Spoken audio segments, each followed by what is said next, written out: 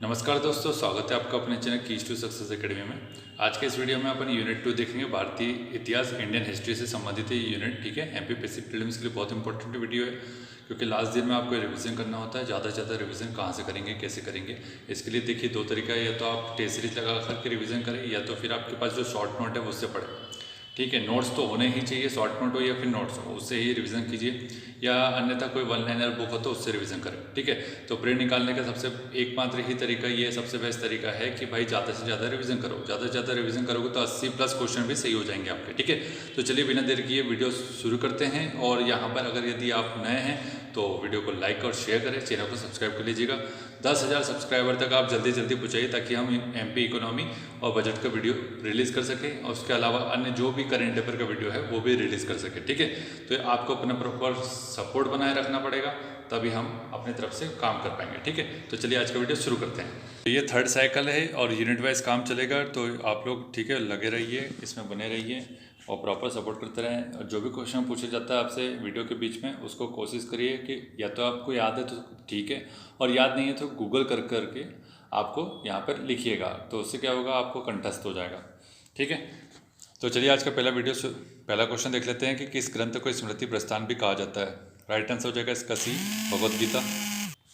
Right answer हो जाएगा Bhagavad Gita. Next है कि अ कोड ऑफ जेंटोलॉ निम्नलिखित में से किस पुस्तक का अंग्रेजी अनुवाद है। राइट आंसर हो जाएगा इसका सी, मनुस्मृति का ये अनुवाद है, बहुत इंपॉर्टेंट है। ठीक है, भारत में कौन सी शताब्दी में गियर यंत्रावली का प्रवेश हुआ था। राइट आंसर हो जाएगा इसका 14वीं शताब्दी में। नेक्स्ट है कि कौन सी जगह सिराज हिंद के नाम से जानी जाती है। यहाँ पे एक ऑप्शन देखो मालवा, अन्य ऑप्शन आपके जो है वो यहाँ देख लीजिए खानदेश, सोनारगांव, जौनपुर। तो राइट आंसर हो जाएगा जौनपुर।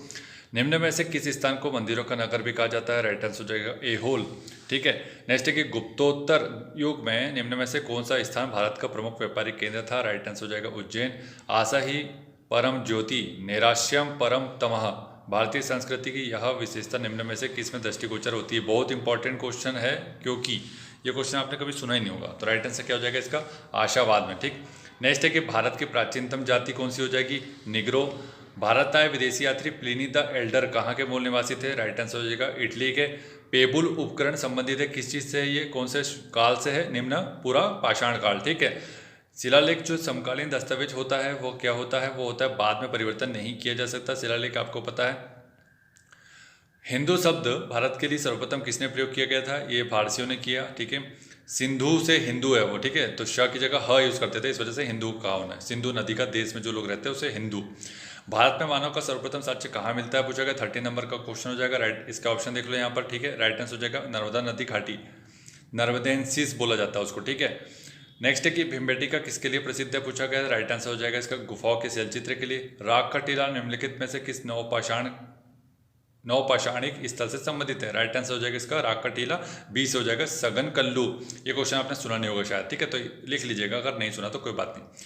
गुप्त साम्राज्य में ऊपरीकर शब्द किसके लिए प्रयोग होता है, गुप्त साम्राज्य में ऊपरीकर। तो राइट आंसर इसका हो जाएगा ए, अर्थात राज्य की कुल उपज में से 1/6 भाग पर राज्य के अधिकार को बोला जाता है ऊपरीकर। ठीक है, क्या ये सही हो जाएगा, आप लोग बताइए कमेंट करके। ठीक है, कभी कभी कुछ टेस्ट में आपको क्वेश्चन गलत भी मिल सकते हैं, तो वो जरूर आप ध्यान दीजिएगा। तो आप कमेंट कर दीजिएगा कि सर ये डाउटफुल है, तो उसके ऊपर अपन अच्छे से देखिएगा, क्योंकि आपको पता है सड़भागिक भी बोला जाता है। सड़भागिक राजा को ही बोला जाता था सड़भागिक। ठीक है, 1/6 कर लेता था वो, क्योंकि कुल उपज में। बौद्ध त्रिपिटक में पिटक का क्या अर्थ है भाई। राइट आंसर हो जाएगा बुद्ध के कथन। नेक्स्ट है कि निम्न में से किन में जनपदों व महाजनपदों का वर्णन है। तो राइट आंसर हो जाएगा उपयुक्त सभी, मतलब जैन, बौद्ध, वैदिक ग्रंथ। प्राचीन कौशल महाजनपद की राजधानी क्या थी पूछा है। तो राइट आंसर हो जाएगा श्रावस्ती। नेक्स्ट है निम्न में से किस प्राचीन महाजनपद की राजधानी चंपा थी। तो महाजनपद जितने भी है आपको उनकी सबकी राजधानी देखना है खासकर। तो राइट आंसर हो जाएगा इसका अंग की राजधानी चंपा थी। बिंबिसार निम्न में से किस वंश का संस्थापक था। राइट आंसर हो जाएगा हर्यक वंश। ठीक है, सिकंदर के पिता का नाम क्या था पूछा गया, मेलकम पुरू डेरियस। और राइट आंसर देख लेते हैं इसके बाद अन्य ऑप्शन है फिलिप। तो राइट आंसर हो जाएगा फिलिप। हड़प्पा स्थल का उत्खनन किसके निर्देशन में हुआ था पूछा गया। तो राइट आंसर हो जाएगा दयाराम साहनी ने। हड़प्पा कालीन धोलावीरा स्थल किस नदी के किनारे स्थित है। धोलावीरा। राइट आंसर हो जाएगा लूनी नदी के। ठीक है, नेक्स्ट है हड़प्पा कालीन लोथल स्थल से संबंधित निम्न में से कौन से कथन सही है पूछा गया। लोथल के बारे में पूछा जा रहा है, सही कथन बताना है। यह सिंधु घाटी सभ्यता का एक पत्तन था, पोर्ट था। इसका उत्खनन ASR राव ने करवाया। वर्तमान में यह पाकिस्तान में स्थित है। राइट आंसर कौन सा हो जाएगा, केवल 1 और 2। ठीक है, तो लोथल आपको पता है पाकिस्तान में नहीं भारत में। पाटलिपुत्र जिसे वर्तमान में पटना के नाम से भी जाना जाता है, उसका संस्थापक कौन था? इजी क्वेश्चन है, सभी को पता है। उदयन ने इसकी स्थापना की थी। शत्रु किससे संबंधित था, कौन सा वंश से संबंधित है? ये हर्यक वंश से, ठीक है। पितृहंता वंश भी बोला जाता है हर्यक वंश को, याद रखना। निम्न में से कौन सी महात्मा बुद्ध की जन्मस्थली? राइट आंसर हो जाएगा कपिलवस्तु। महावीर स्वामी जैन धर्म के खालिस्ता तीर्थंकर थे, कौन से क्रम के थे? 24वें। छठी सदी ईसा पूर्व में कौशल जनपद की राजधानी कौन सी थी? राइट आंसर हो जाएगा इसका श्रावस्ती। कौशल की राजधानी कौन सी बोल रहे हैं? श्रावस्ती, ठीक है। नेक्स्ट इसके बाद देख लेते हैं कि मौर्य साम्राज्य का संस्थापक कौन था? राइट आंसर हो जाएगा चंद्रगुप्त मौर्य। निम्न में से कौन सा वेद सर्वाधिक पुराना है? कौन सा वेद सर्वाधिक पुराना है? तो सभी को पता है, ऋग्वेद के बारे में बात कर रहे हैं, ठीक है। नेक्स्ट है निम्न कथनों पर विचार करना है, और यहाँ पे कथन दिए गए कि उपनिषद का शाब्दिक अर्थ पास या निकट बैठना है। उपनिषदों में शिष्य और गुरु के बीच हुई चर्चा का वर्णन होता है, तो राइट आंसर हो जाएगा ए, अर्थात दोनों सही है। अर्थशास्त्र का लेखक निम्न में से कौन है? अर्थशास्त्र इजी क्वेश्चन है, तो चाणक्य के बारे में बात हो रही है। विष्णुगुप्त भी बोल सकते हैं वो लोग, ठीक है, कंफ्यूज मत करना। मेगास्थनीज निम्न में से किसके दरबार में राजदूत था? किसके दरबार में राजदूत था ये? राइट आंसर हो जाएगा चंद्रगुप्त मौर्य के। किस शिलालेखों पर धर्म के नियमों का वर्णन मिलता है? तो राइट आंसर हो जाएगा इसका बी, प्रमुख चट्टानी शिलालेखों पर, ठीक है। निम्नलिखित कथनों में से कौन सा लोथल हड़प्पा सभ्यता का बंदरगाह शहर के बारे में सही है? लोथल के बारे में सही कथन का चयन करना है, इसमें से कौन सा सही है? यहाँ पे देख लो, कथन पढ़ लो, राइट आंसर बता देते हैं इसका डी, अर्थात बी और सी सही है। क्या है बी और सी? ये बोल रहा है लोथल बड़े पैमाने पर ईंट की दीवार से घिरा हुआ था, और बोल रहा है कि लोथल मेसोपोटामिया सभ्यता के साथ व्यापार के लिए सबसे महत्वपूर्ण बंदरगाह था, सही बात है। फाहियान किसके दरबार में आया था? सभी को पता है, ये चंद्रगुप्त द्वितीय, ठीक है। निम्न में से कौन नालंदा विश्वविद्यालय का संस्थापक था? नालंदा विश्वविद्यालय का संस्थापक कौन था? किसने इस निर्माण किया था इसका? राइट आंसर हो जाएगा कुमार गुप्त।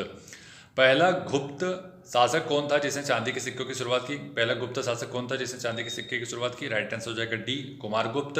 व्यापक सैन्य विजय अभियान के कारण स्मिथ ने किसे भारत का नेपोलियन बोला? इजी क्वेश्चन है, ये हो जाएगा अपना समुद्रगुप्त। निम्न में से समुद्रगुप्त के द्वारा किस अधिकारी पद का सृजन किया गया था जो शांति और युद्ध के लिए जिम्मेदार होता था? बहुत इंपॉर्टेंट क्वेश्चन है, संधि विग्रहक, ठीक है, संधि विग्रहक।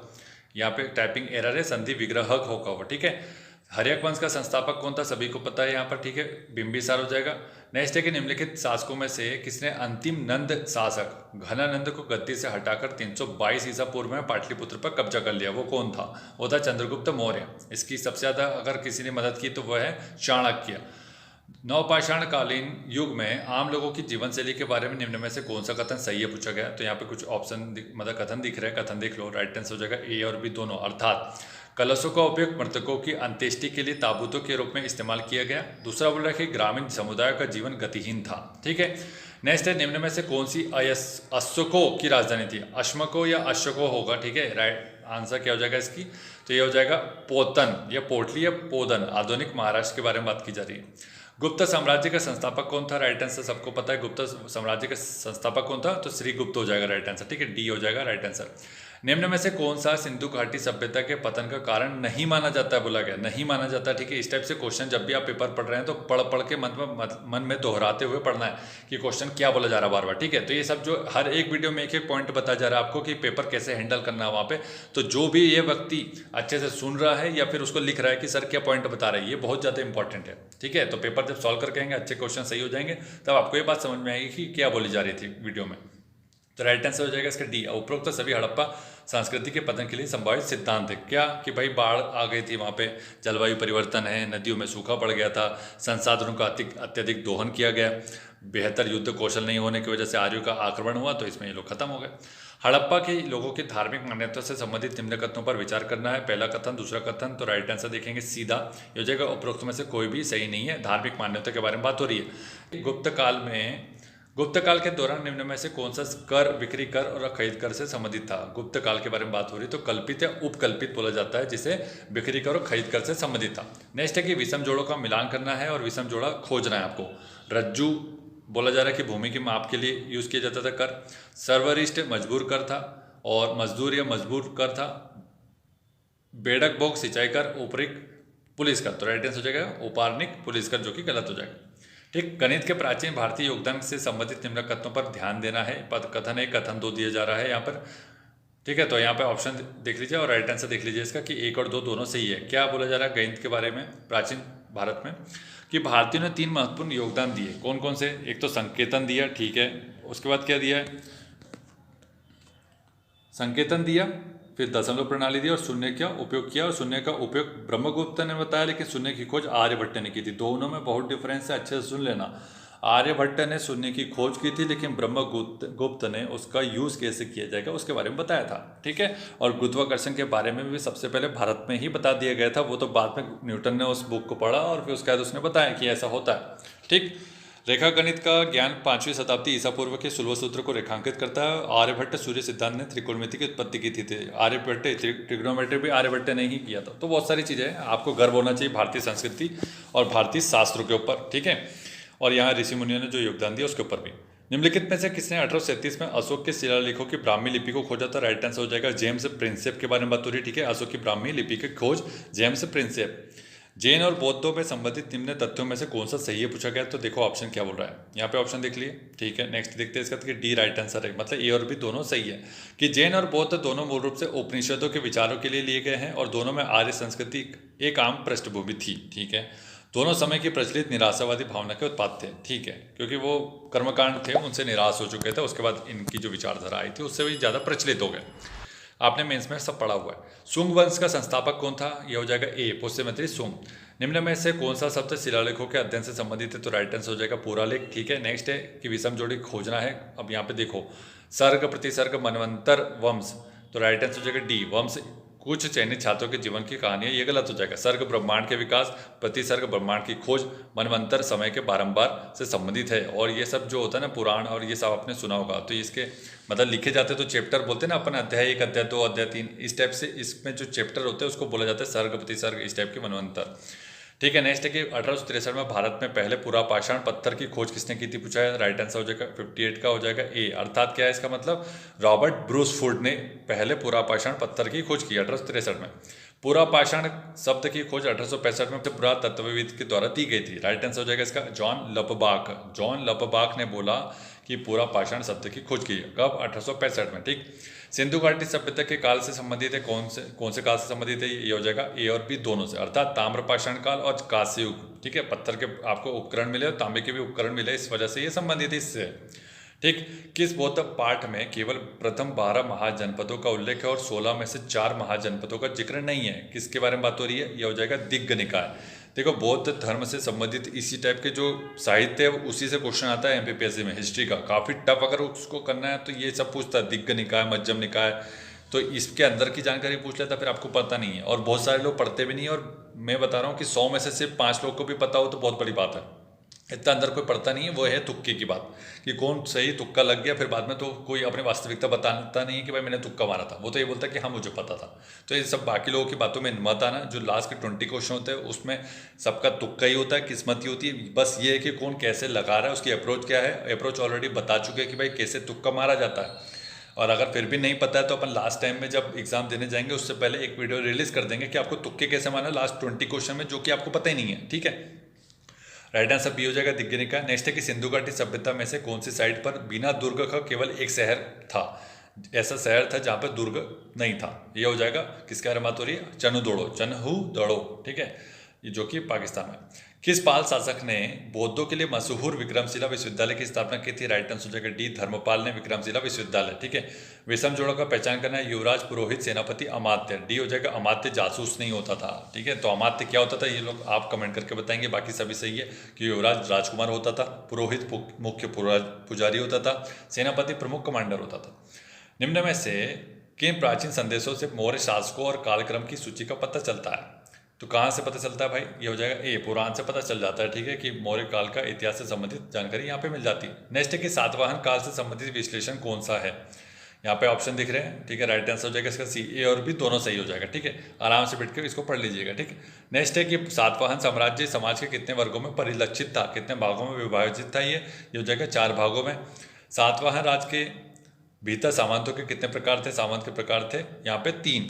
गुप्त साम्राज्य का संस्थापक कौन था? Easy question, Shrigupta. निम्न में से किसने विक्रमांक और कविराज की उपाधि ग्रहण की? ये हो जाएगा समुद्रगुप्त, इंपॉर्टेंट है, ठीक है।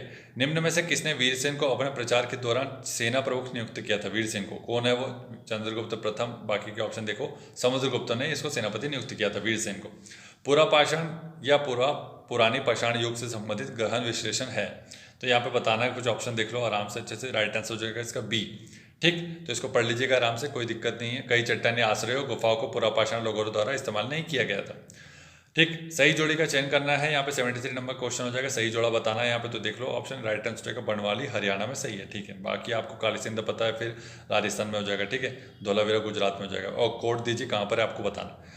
निम्नलिखित कथनों में से कौन सा कथन दक्षिणी प्रायद्वीप के लोह युग अक्सर बड़े पत्थरों से बने अंत्येष्टि से संबंधित होते थे कि सही व्याख्या करता है। यहाँ पे दो ऑप्शन देखो, यहाँ पर ऊपर के अगले दो ऑप्शन देख लो यहाँ पर, तो राइट आंसर हो जाएगा इसका ए, अर्थात यहाँ पर आप देख लीजिएगा। ठीक है, बहुत ज़्यादा इंपॉर्टेंट क्वेश्चन नहीं है, इसलिए इसको पढ़ने से ज़्यादा समय खराब करने से कोई मतलब नहीं।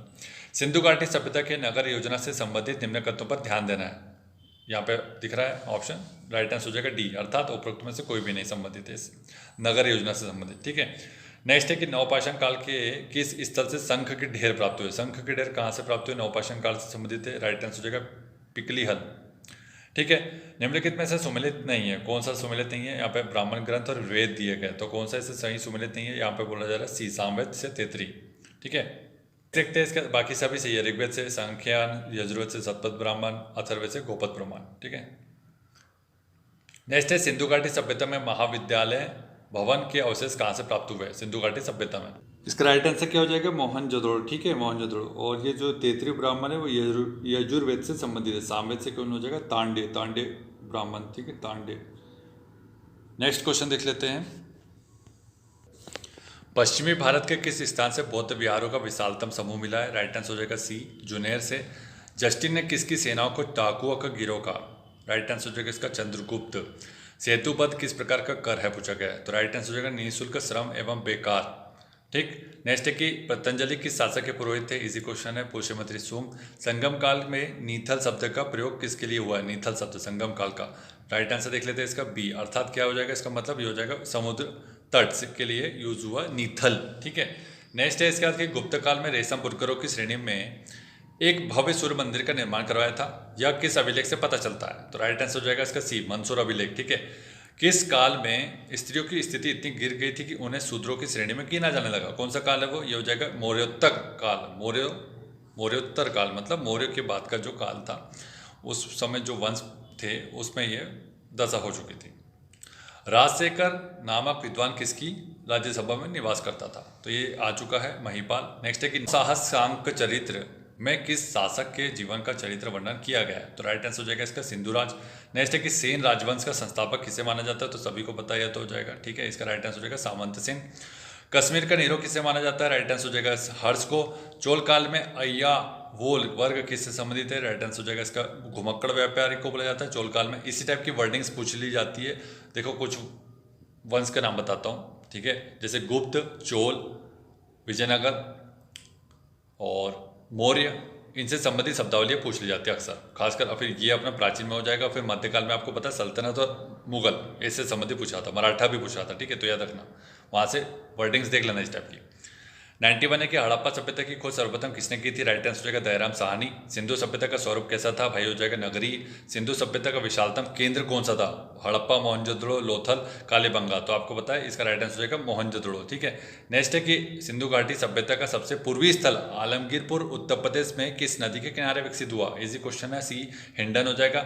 सिंधु घाटी सभ्यता की समकालीन सभ्यता कौन सी थी, राइट आंसर हो जाएगा ये हो जाएगा अपना मेसोपोटामिया सभ्यता, समकालीन पूछा। ठीक है, निम्नलिखित में से भारत में खोजा गया नवीनतम सिंधु सभ्यता स्तर कौन सा है, रंगपुर।